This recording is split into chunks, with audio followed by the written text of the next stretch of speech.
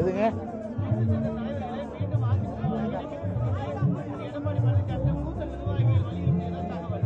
இல்ல இப்போ ஏற்கனவே இது குறித்து நம்முடைய கழக பொதுச் செயலாளர் அவர்கள் தெளிவாகவே கருத்துக்களை சொல்லியிருக்கின்றார். எனவே கட்சியை பொறுத்தவரையில இப்ப எழுச்சியோடு சிறப்பாக இன்றைக்கு வழி நடத்தப்படுகின்றது. எனவே இது சில பேருக்கு பிடிக்கல.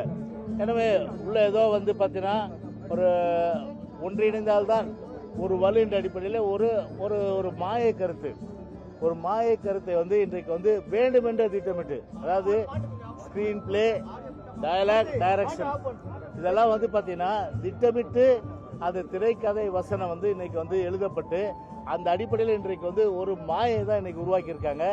அதனால அது எல்லளவு உண்மை இல்லை. எனவே அந்த வகையில் பாத்தீங்கன்னா இன்னைக்கு ஆர்ஆர் இன்னைக்கு திரும்ப சசிகலாவை தொண்டர்கள் பொதுமக்கள் ஏற்றுப்பாங்களா? இல்லை திரு டிடிவி தொண்டர் பொதுமக்கள் ஏற்றுப்பாங்களா? திரு ஓபிஎஸ் இன்னைக்கு தொண்டர்கள் பொதுமக்கள் ஏற்றுப்பாங்களா? சொல்லுங்க. ஓபிஎஸ் எப்படிப்பட்ட ஒரு கட்சிக்கு விரோதமான அந்த செயல் கட்சி தொண்டர்கள் முழுமையா ஏற்க முடியாத அளவுக்கு ஒரு பெரிய அளவுக்கு துரோகம் செய்தவர். எனவே அப்படிப்பட்ட ஒரு துரோகம் செய்து அனைத்து இந்திய அண்ணா திராவிட முன்னேற்ற கழகத்துடைய ரத்தத்தை குடித்த அட்டைகள், அப்படிப்பட்ட அட்டைகள் இவர்கள் என்பது நிச்சயமாக தொண்டர்களுக்கு பொதுமக்களுக்கு தெரியும். அதனால இது அழகா ஸ்கிரீன் பிளே, டயலாக், டைரக்ஷன் என்ற வகையில் அழகா திரைக்கதை எழுதி வசனம் எழுதி டைரக்ஷன் பண்ற அளவுக்கு ஒரு திட்டமிட்டு அந்த ஒரு மாயை இன்னைக்கு ஏற்படுத்திருக்காங்க. அது மாயை தான். அது சட்டம் ஒழுங்கு கெட்டிருக்குன்னு காங்கிரஸ் பேசுறாரு, பண்ணிருக்காரு. இது மாதிரி தொடர்ந்து நிறைய விஷயங்கள் செஞ்சுட்டு இருக்காரு. பொதுச் செயலாளர் பதவியிலிருந்து விலகணும் அப்படின்றலாம் இப்ப தொடர்ந்து ஒரு குற்றச்சாட்டு அதிமுக பொதுச் செயலாளர் வச்சிருக்காரு. இல்ல அதுதாங்க சொல்றது. ஓபிஎஸ் எப்படிப்பட்டவர் அவர் சொல்லுங்க. அவருடைய ஆரம்ப கால நிலைமை என்ன? யாரால இந்த அரசியலுக்கு அறிமுகப்படுத்தப்பட்டவர்? அம்மாவால் அறிமுகப்படுத்தப்பட்டவரா? சொல்லுங்க. அம்மாவால் அறிமுகப்படுத்தப்படல. இன்னைக்கு அண்ணன் இபிஎஸ் இருக்கட்டும், அதே போல நானா இருக்கட்டும், எல்லாம் அம்மா அடையாளம் கண்டு காட்டினது எல்லாமே. அப்படிதான் இன்னைக்கு அதிமுக நிறைய பேர் இன்னைக்கு அம்மாவால் அடையாளம் காட்டப்பட்டவங்க. ஓபிஎஸ் பொறுத்தவரை டிடிவியால் அடையாளம் காட்டப்பட்டவர். டிடிவி இல்லைன்னா ஓபிஎஸ் கிடையாது. அன்னைக்கு டிடிவி அன்னைக்கு பெரியகுளம் எம்பி எலெக்ஷன்ல நிற்கும் போது தான் அன்னைக்கு இவருக்கு போய் பணி செஞ்சாரு. அதே பூச்சி என்ன சொன்னாரு? ஆரம்பத்தில் 89ஆம் ஆண்டு ஒரு தேர்தல் நடக்குது, காங்கேயம் தானே இது போடி சட்டமன்ற தொகுதி. போடி சட்டமன்ற தொகுதியில் அன்னைக்கு திருமதி ஜானகி அம்மாவுடைய அணியின் சார்பில் வெண்ணிராட நிர்மலா நிற்கிறாங்க. அது வெண்ணிராட நிர்மலா நிற்கிறதுக்கு அன்னைக்கு ஒரு ஏஜென்டா இருந்தவர் அன்னைக்கு பார்த்தீங்கன்னா திரு ஓபிஎஸ் தானே. அன்னைக்கு என்ன போய் அம்மாவுக்கு நேரடி தொடர்பு இருந்ததா? இல்லை அம்மா அரசியல் கொண்டு வந்தாங்களா? டிடிவி நிற்கும் போது தான் தெரியும். அம்மாவும் தெரியாது, புரட்சி தலைவரும் தெரியாது அவருக்கு. அப்படி ஒரு அந்த குடும்பத்தால் வளர்ந்தவர். உண்மையிலே பார்த்தீங்கன்னா அவர் அந்த குடும்பத்துக்கு தான் விசுவாசமா இருக்கணும். சரி, ஒரு கட்சியில பார்த்தீங்கன்னா அதன் பிறகு அம்மா பொறுப்பு கொடுக்குறாங்க. அந்த பொறுப்பு இன்னைக்கு யாரால வளர்ந்தோம்? கட்சியால வளர்ந்தோம். கட்சி தான் நமக்கு. இந்த அடிப்படையில் ஒரு கட்சி ஆபீஸே போய் அடிச்சு ஒடிக்கலாமா? சொல்லுங்க. நாங்களாம் அது கோயில வழங்குற ஒரு இது புரட்சியில் எம்ஜிஆர் மாளிகை, அதை போய் இடிச்சு அடிச்சு ஒடிச்சு கொள்ளடிச்சு டாக்குமெண்ட்டை ஒடிச்சு கோர்ட்டில் கேஸை போட்டு இன்னைக்கு பார்த்தா ஒரு குழப்பம் ஏற்படுத்தி அதன் மூலம் ஒரு ஆதாயம் தேடுகின்ற வகை ஆதாயம் தேட முடியுமா என்ற அந்த வகையில் தான் இன்னைக்கு அவருடைய செயல்பாடு இருக்க ஒழிய ஒரு கட்சிக்கு பார்த்தீங்கன்னா ஒரு விசுவாசமோ எதுவுமே கிடையாது. எனவே அப்படிப்பட்டவர்கள் இன்னைக்கு ஒரு தொண்டர்களால் எல்லாம் உணர்ந்து பொதுமக்கள் உணர்ந்தா அவர் ஒரு புறக்கணிக்கப்பட்ட வகையில் அவருடைய குரல் என்னைக்குமே எடுபட போறது கிடையாது. இல்ல அதுதான் பொதுச்சா சொல்லிட்டாரு. அது அவங்க கட்சியிலே இல்லையே. கட்சியில இல்லாத ஒருத்தர் எப்படி ஒருங்கிணைக்க முடியும்? இதுதான் கேள்வி. ஏங்க யாருமே விலகி போலியே இந்த 3 பேர் தவிர சொல்லுங்க. அவங்க அது பொதுச்சா சொன்னது மாதிரி பொதுக்குழு எடுத்த முடிவு. அது திரு சசிகலாவும் பொதுக்குழு எடுத்த முடிவு, திரு டிடிவியும் பொதுக்குழு எடுத்த முடிவு, திரு ஓபிஎஸ் பொதுக்குழு எடுத்த முடிவு. இவங்க 3 பேர் தானே. அது வேற யாரு விலகி போயிருக்கா சொல்லுங்க. இப்போ எல்லாமே பார்த்தீங்கன்னா தஞ்சாவூர்லயே எல்லாருமே இன்னைக்கு பூச்சார் தலைமையேற்று இன்னைக்கு கட்சியில் சேர்ந்துட்டாங்களே. இன்னைக்கு அது மாதிரி இருக்கிற சில பேர் ஒரு 2% 1% கூட அவங்க சேர்ற ஒரு நிலைமை தான் இருக்கும் இல்லையா. ஏன்னா அப்படி இருக்கிற நிலைமையில ஒரு முழு பூசணிக்காய் சோத்துற மறைக்கிறதுல என்ன 90% இணைச்சிட்டாங்க சொல்லுங்க. என்ன இணைச்சிட்டாங்க சொல்லுங்க. ஒரு டிடிவியோ ஓபிஎஸோ திரும்ப சசிகலா 3 பேர் இணைஞ்சிருக்காங்க. அதுதான் 90% இணைஞ்சிட்டேன்னு சொல்றாங்க. அதிமுக யாருமே இல்லை 2.5 கோடி தொண்டர்கள் வந்து எல்லாம் வந்து பொதுச்சாளருடைய தலைமை ஏற்றுட்டு அதிமுகவில் இன்னைக்கு இருக்கிறாங்க. சொல்லுங்க, அங்கே எங்கே இருப்பாங்க? அங்கே ஒரு சிலர் இருப்பாங்க, புரியுதுங்களா? அது ஒரு சிலருக்கும் வந்து ஒரு கோடிக்கணக்கான தொண்டர்களும் நீங்கள் ஒப்பிடக்கூடாது. நீங்கள்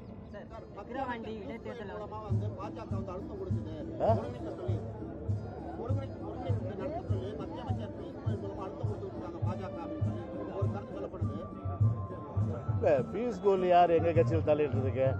அவருக்கும் எங்கள் கட்சிக்கு என்ன சம்மந்தம் இருக்கு? அது நேத்தோட முடிஞ்ச கதை. அதாவது நேத்தோட முடிஞ்ச கதைனா அலையன்ஸ் முடிஞ்சிச்சு. அந்த அலையன்ஸ் இருக்க கட்டத்தில் கூட சரி எங்கள் கட்சி பார்த்துல நாங்கள் மூக்க நுழைக்கிறது எந்த காலத்துலையும் விடல. அப்படி ஒரு நிலைமை வந்து எங்கள் கட்சியில் வந்து ஒரு தனித்தன்மையோடு இருக்குது. அதில் இதெல்லாம் ஏசியமான கருத்துக்கள். இது கட்சியை பலவீனப்படுத்துகின்ற அடிப்படையில் இந்த மாதிரி கருத்துக்கள்லாம் வந்து பார்த்தீங்கன்னா ஒரு திட்டமிட்டு பரப்பப்படுற ஒரு செய்தி தான்.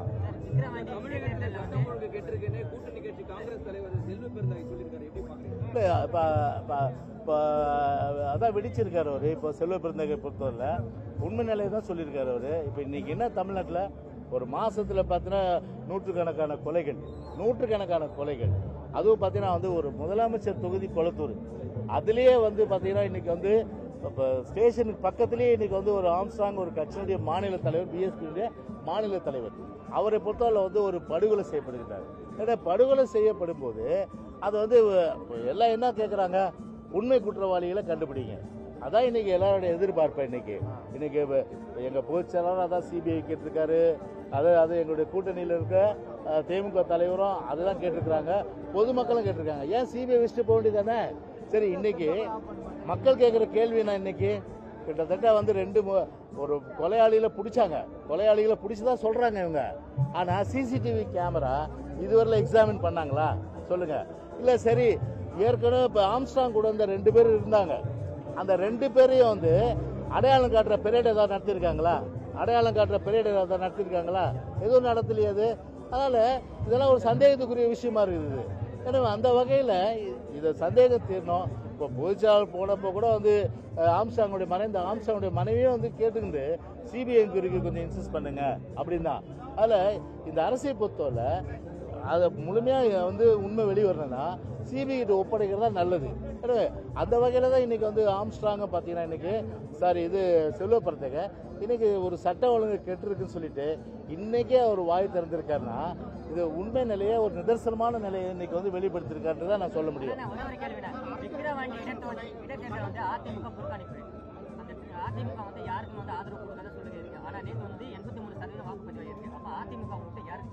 இப்போ 18% இருக்குல்ல, இன்னும் 18% இருக்குல்ல, தேர்தல் ரிசல்ட் வரட்டும். நீங்க சொல்றீங்க உங்க கேள்வினா 82% ஆயிருக்கு. அதனால வந்து அதிமுக எங்களை பொறுத்தவரை புறக்கணிக்கின்ற முடிவு எடுத்தாச்சு. ஸோ அந்த முடிவில் தான் தொண்டர்கள் இருப்பாங்க. நீங்க இப்படி இமேஜின் பண்ணி பாருங்க. ஏன் அந்த 18% அதிமுக இருக்குல்ல, 20%. அதனால ரிசல்ட் வரட்டும், இது முடிவுகள் வந்த பிறகுதான் தெரியும். அதில் இப்போ அவசரப்படக்கூடாது. அடுத்தது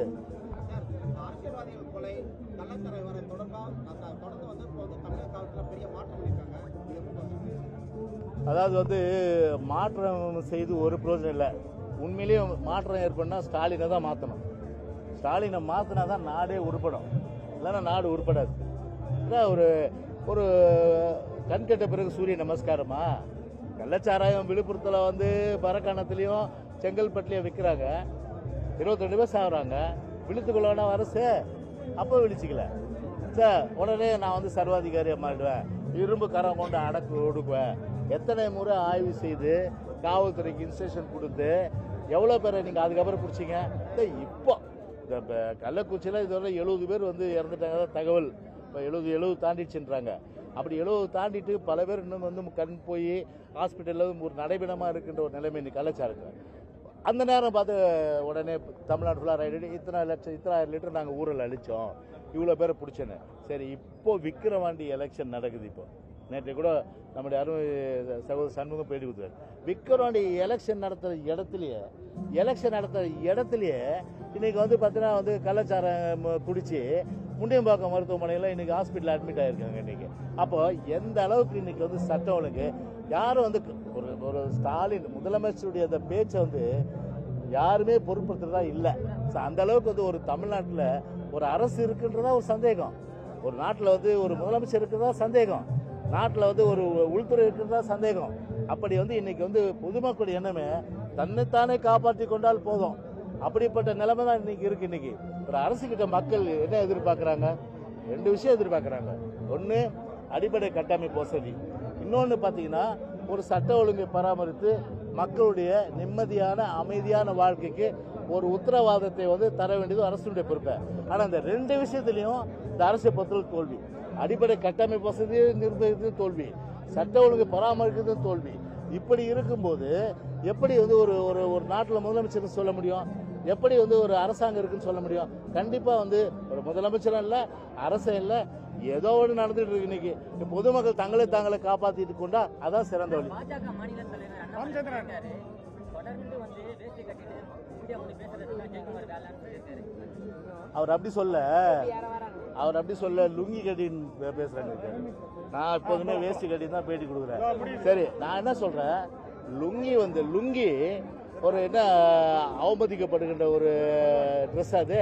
நான் ஒரே ஒரு விஷயம் கேட்குறேன், இன்னைக்கு இஸ்லாமியர் கட்டுறாங்க, மலேசியாவில் கட்டுறாங்க, சிங்கப்பூரில் கட்டுறாங்க, உலகத்தில் பெரும்பாலான நாடுகள் கட்டுறாங்க. ஏன் இன்னைக்கு தமிழ்நாட்டில் இன்னைக்கு வீட்டில் எல்லாம் மேக்சிமம் லுங்கி தானே கட்டிட்டு இருக்காங்க. இன்னைக்கு லுங்கி கட்டுறத வந்து பார்த்தீங்கன்னா ஒரு அவமரியாதை சொல்கிற ஒரு பெரிய கண்டுபிடிப்பான, அதாவது எங்களை பொறுத்தவரை பார்த்தீங்கன்னா அந்த வேதாளம் இப்போ தற்போது அந்த அண்ணாமலைன்ற வேதாளம் தற்போது எங்களை விட்டு இப்போ செல்வ பிறந்தங்க மேலே ஏறி போச்சு. ஆனால் நான் என்ன சொல்கிறேன்னா, லுங்கின்றது ஒரு ட்ரெடிஷனல் ட்ரெஸ், அதை போய் பங்கப்படுத்தக்கூடாது. நான் இவரை மாதிரி நான் கொச்சையாக சொல்லணும்னா நைட்டி போட்டு நான் சுற்றுறது கிடையாது நான்.